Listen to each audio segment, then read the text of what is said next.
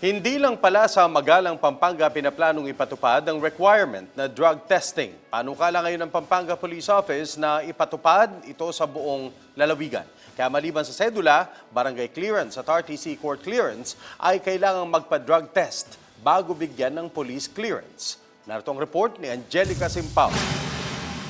Nakahain na umano sa sangguniang bayan ng Pampanga ang ordinansang susuporta sa drug testing bago makakuha ng police clearance. Kaya naman kung sakaling maipasa ito, mangunguna ang lalawigan na may ganitong patakaran. Pero may nakikitang problema ang Commission on Human Rights at mga nakakaintindi ng batas sa panukalang ito. They have all the right. Questioning it, lalo na hindi nakapaloob sa 9165 ang police clearance. They could question it, the constitutionality or the legality of this initiative by our police officers in Magalang.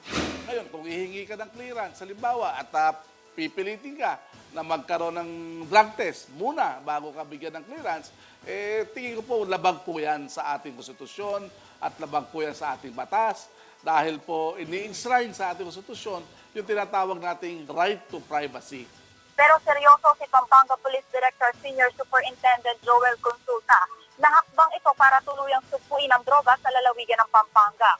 Sa sangguniang panglalawigan, isusulong ni Board Member June Canlas ang panukalang ito para magkaroon ng legal na basihan. Sa mga technicalities, I think, wala akong nakikitang kuwan, but it needs at least, I think, a legislation. So, nag-request ako sa kanya na baka pwede ka mo pass sila ng resolution. Naniniwala ang Pampanga PNP na makakakuha ng suporta ang inisyatibang ito. Pero nakikita nilang magiging balakid at magiging dahilan sa pagtutong ang dagdag na gastos para sa kukuha ng police clearance. Kung papasa ang resolution, ilan sa mga dokumentong kailangang kumpletuhin ng bawat aplikanteng kukuha ng police clearance sa mga sumusunod. Cedula, 75 pesos. Barangay clearance, 100 pesos. Regional Trial Court Clearance, 75 pesos.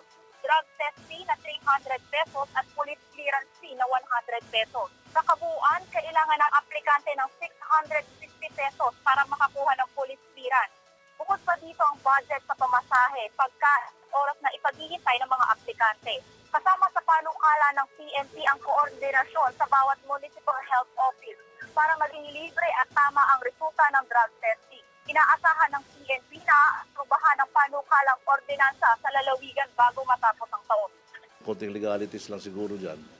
Pero sa tingin ko, wala naman masyadong problema kasi wala man tayong binabiolate na human rights. Walang mga human rights violations dyan eh.